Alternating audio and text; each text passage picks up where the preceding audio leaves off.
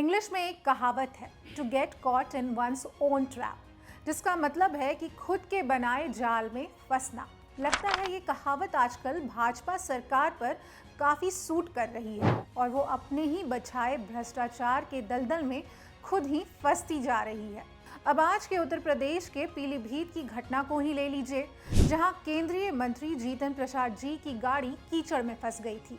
दरअसल मंत्री जी एक कार्यक्रम के उद्घाटन पर जा रहे थे, लेकिन भारी बारिश के कारण सड़कें दलदल में तब्दील हो चुकी थी, जिस कारण उनकी गाड़ी कीचड़ में फंस गई और मंत्री जी को कार्यक्रम स्थल तक पैदल ही जाना पड़ा। बाद में ट्रैक्टर बुलाकर उनकी गाड़ी को बाहर निकाला गया।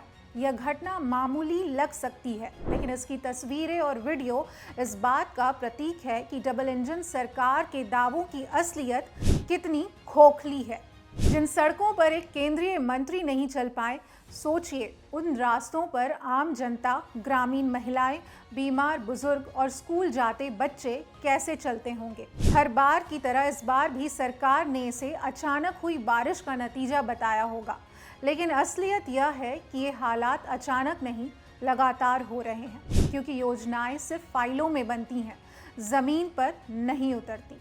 मोदी जी हर मंच से विकास, double engine, bullet train, digital India और 5 ट्रिलियन इकोनॉमी की बातें करते हैं, मगर पीलीभीत में जब उनकी ही सरकार के एक मंत्री के कार को ही ट्रैक्टर से निकालना पड़ा, तो ये साफ हो गया कि सड़कों पर ना बुलेट चल रही है, ना विकास। केवल जुमलों की गूंज है और तस्वीरें हैं जो चुनावी होर्डिंग्स में चमकती हैं। जमीनी सच्चाई वही है, कीचड़, गड्ढे और प्रशासनिक लापरवाही। पीलीभीत की इस घटना से भी यह साफ हो गया है कि सरकार की प्राथमिकताएं क्या हैं। स्मार्ट सिटी, एक्सप्रेसवे और एयरपोर्ट के वादे होते हैं, लेकिन जमीनी स्तर पर प्राथमिक सुविधाएं भी नहीं हैं। ग्रामीण इलाकों की सड़कें बारिश में बह जाती हैं, पुल टूट जाते हैं और नालियां जाम पड़ी रहती हैं, पर सरकारी फाइलों में सब 100% पूरा दिखाया जाता है। किसानों की आय दोगुनी करने का वादा करने वाली सरकार क्या उन खेतों पर जाकर देखती है जो पानी में डूब गए हैं?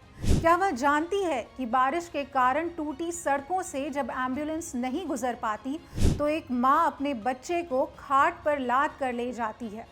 ये कोई पहली बार नहीं है कि किसी मंत्री के दौरे से पहले रास्ते, रंगाई पुताई और अस्थायी विकास दिखाने की कोशिश की गई हो, लेकिन इस बार तो मंत्री का काफिला खुद कीचड़ में फंस गया। इससे बड़ा व्यंग और क्या हो सकता है? यह एक करारा तमाचा है उन सरकारी महकमों का जो सिर्फ मंत्री के दौरे के नाम पर घंटों तैयारियां करते हैं, लेकिन जनता के लिए साल भर कुछ नहीं करते।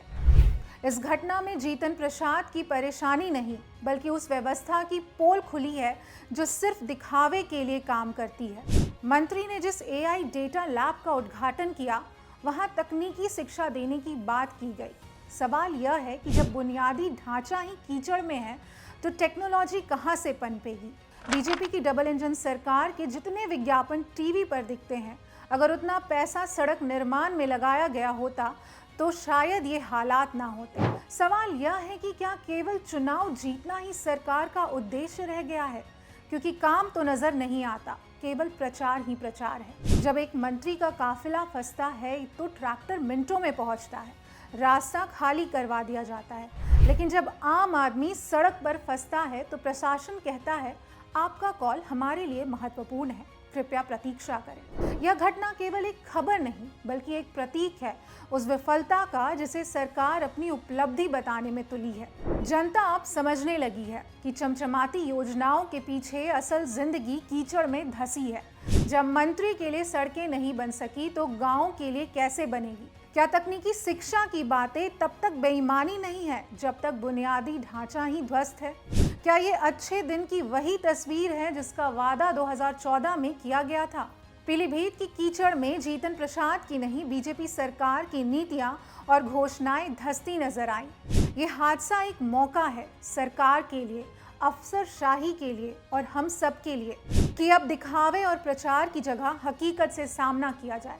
क्योंकि कीचड़ अगर मंत्री की गाड़ी को रोक सकता है, तो सरकार के झूठे दावों को भी बेनकाब कर सकता है। अब वक्त है जनता से झूठ बोलने का नहीं, उन्हें सच में सुविधाएं देने का, वरना अगली बार कीचड़ से सिर्फ गाड़ी नहीं, सरकार निकालनी पड़ेगी।